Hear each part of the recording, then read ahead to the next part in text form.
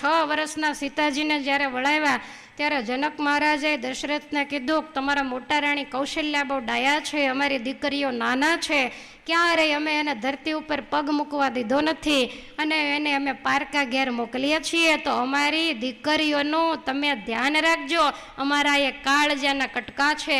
અને એ વખતે દશરથ મહારાજા જાન લઈને આવ્યા, બધું કામકાજ પત્યું, 3 રાણીઓને બેસાડ્યા અને બેસાડીને કીધું કે વધુ લડકીની પરઘર આવી રાખે હું નયન પલક કી નાઈ. હે રાણીઓ અને હે કૌશલ્યા, તમે તો મોટા છો, પુત્રવધુઓ હજી લડકીની કહેતા બાળક છે, કહેતા નાની છે.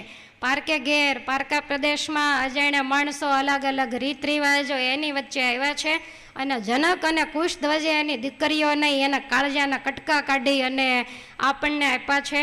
માટે જેમ પાપણ્યો આંખોને સાચવે ને એમ આ 4 દીકરીઓને તમે સાચવજો, એ આપણી ગૃહલક્ષ્મી છે.